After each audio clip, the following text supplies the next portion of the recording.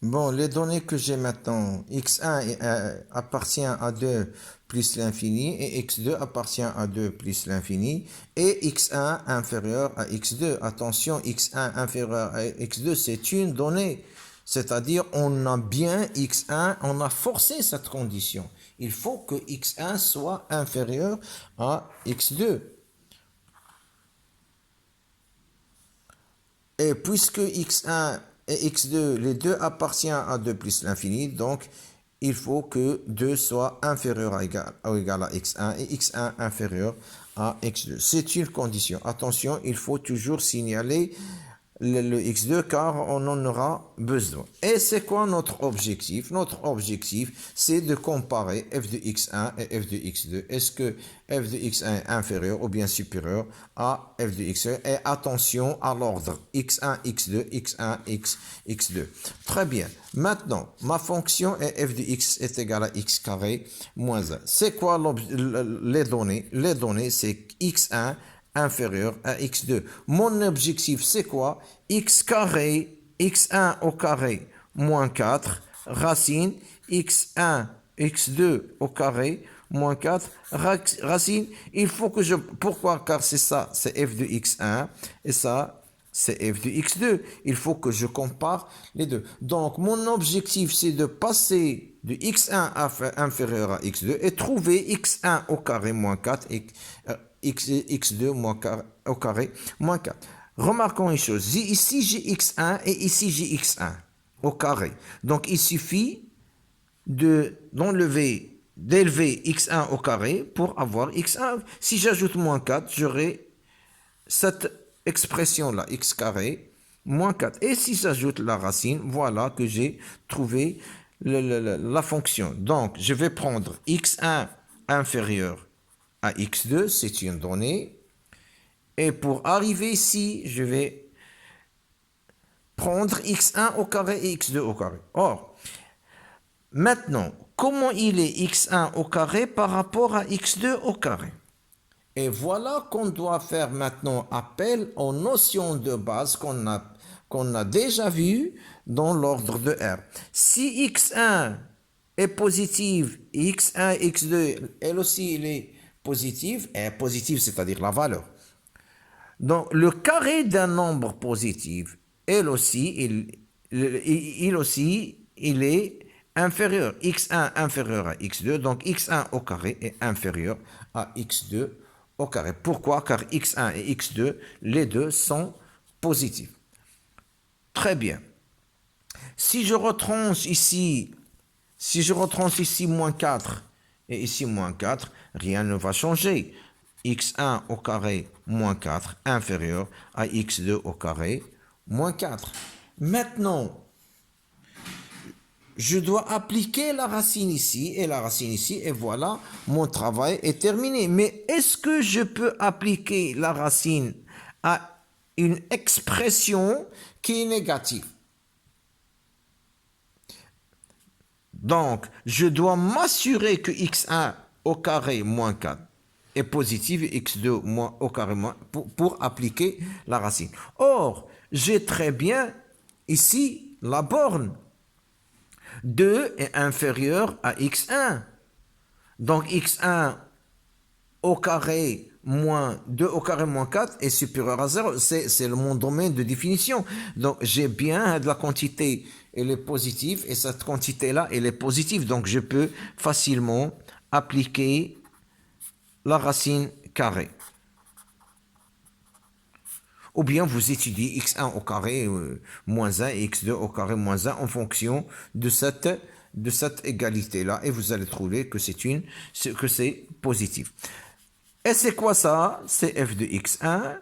Et c'est quoi ça? C'est f de x2. Donc f de x1 est inférieur à f de x2. C'est mon objectif. Donc f est une fonction. Et x1 inférieur à x2. Et f de x1 est inférieur à f de x2. Quel que soit x1 inférieur à x2, j'ai f de x1 inférieur à f de x2. Donc la fonction f est une fonction croissante. Attention, je ne dis pas f de x. On a déjà parlé de ça. Donc, f est une fonction croissante. Bon, après avoir étudié la variation de f sur son domaine, on doit représenter toute notre étude ou bien on doit récapituler tout notre travail sur un tableau qu'on va appeler tableau de variation.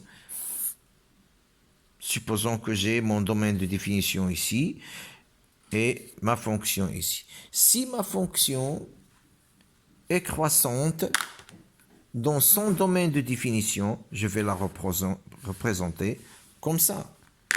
Si la fonction f est décroissante sur mon domaine de définition, je vais la représenter comme ça.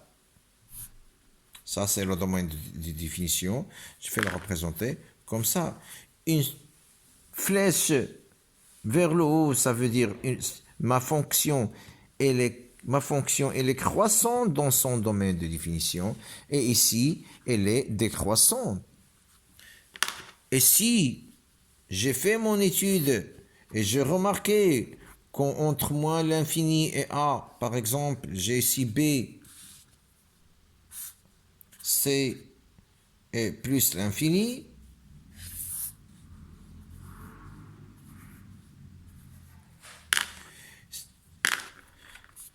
si la fonction est croissante entre moins l'infini et a, je vais représenter par une flèche ascendante. S'il est décroissante entre a et b, je vais comme ça. Décroissante entre b et c, décroissante de c vers moins l'infini. On appelle ce tableau-là tableau de variation de la fonction f. Tableau de variation de la fonction f. Très bien. Si on a compris ça, je vous invite à résoudre ce problème-là. Soit la fonction f de x est égale à x sur x carré moins 1. Donnez-moi le domaine de définition. Étudiez la parité de f, est-ce qu'il est pair ou bien impair. Maintenant, vous savez très bien qu'il est impair. J'ai ici un x carré qui va rester moins x carré, c'est x carré. Et si x qui va devenir moins x, donc j'aurai un moins x sur x au carré moins 1. Donc moins f de x, c'est une fonction impair. Maintenant, vous êtes devenu expert en la matière au point de vue de la parité. Maintenant, étudiez la parité de f sur 0, 1 plus l'infini. Étudier la parité dans 0,1 et étudier la monotonie dans 0,1 et la monotonie dans 1 plus l'infini, 1 exclu. Et si vous voulez, on peut même ajouter une autre question. Dresser le tableau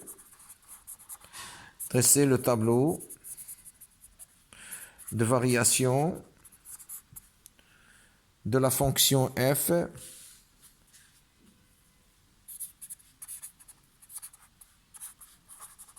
sur son domaine de définition. Attention, on n'est pas sur 0, 1 plus l'infini, non, sur son domaine de définition. Et n'oubliez pas que c'est une fonction impaire. Donc, s'il est croissante dans une partie, elle est croissante. Et s'il est décroissante, elle est décroissante.